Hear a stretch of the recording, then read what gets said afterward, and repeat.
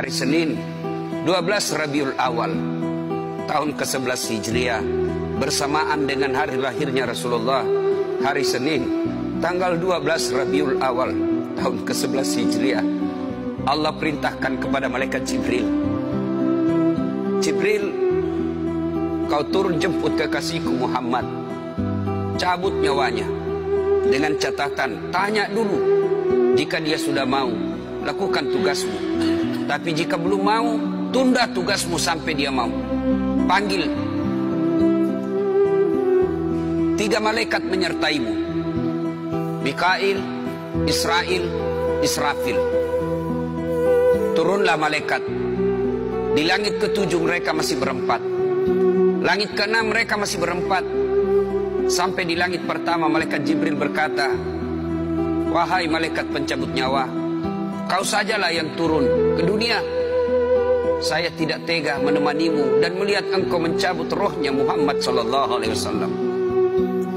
Lalu malaikat pencabut nyawa berkata, Jibril, kenapa kau tidak turun menyertai kami? Bukankah selama ini engkau yang menyertai Rasulullah? Bukankah selama ini engkau yang menemui Rasulullah? Kami tidak pernah menemui Rasulullah. Turunlah bersama kami.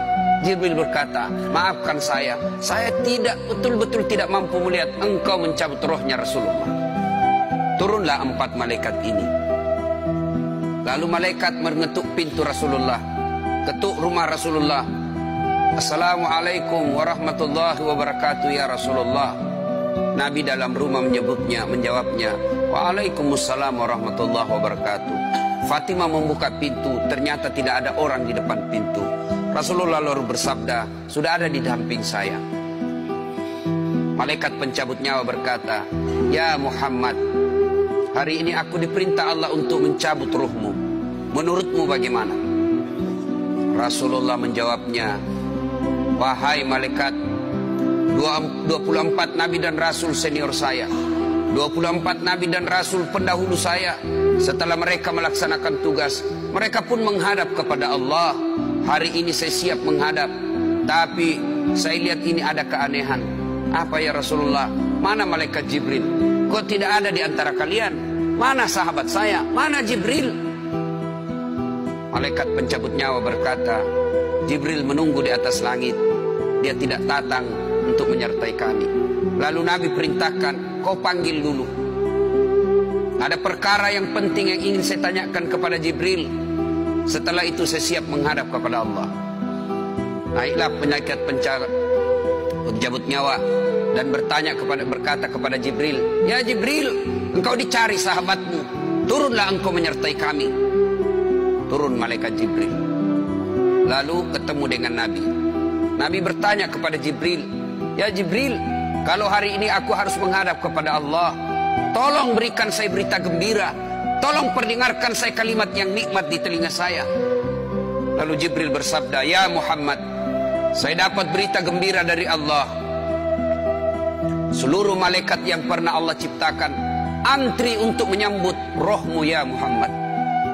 Apalagi ya Jibril, ya Muhammad, seluruh nabi 24 haram masuk surga sebelum engkau lebih dulu.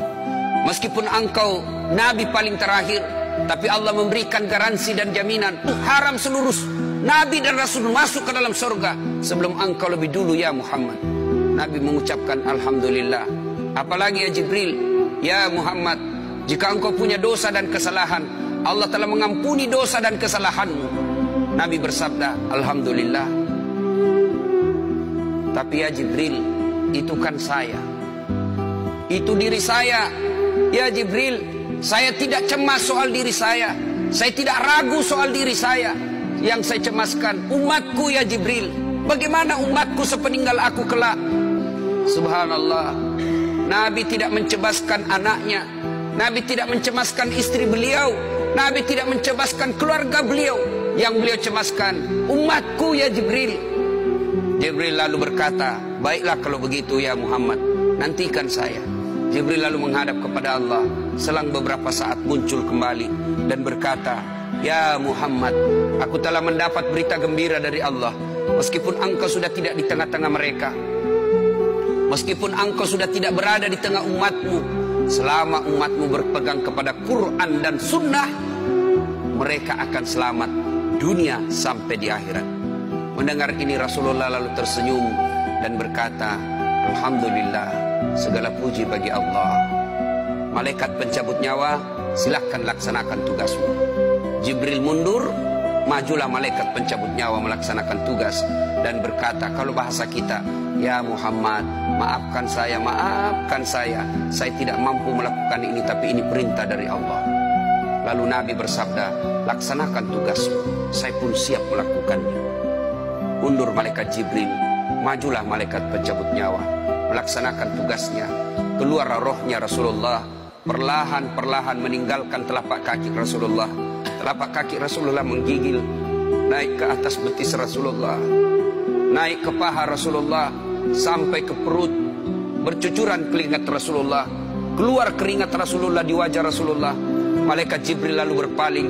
Nabi lalu bersabda, wahai malaikat Jibril, kenapa engkau palingkan mukamu? Apakah engkau jijik melihatku?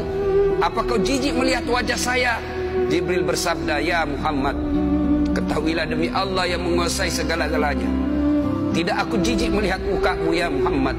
Aku tidak tega melihat engkau menghadapi sakaratil maut. Aku tidak mampu melihat engkau menghadapi sakaratil maut. Nabi lalu bersabda, ya Jibril, ketahuilah, andai saja Allah tidak cinta kepada aku, andai saja Allah tidak sayang kepada aku, betapa sakitnya sakaratil maut ini. Tapi aku mohon kepada Allah, ya Allah, jangan engkau timpahkan sakitnya sakaratil maut ini kepada umatku. Bebankan seluruh penyakit sakaratil maut ini, bebankan seluruh sakitnya sakaratil maut ini hanya kepada aku. Jangan engkau berikan umatku ya Allah. Begitulah cintanya Rasulullah kepada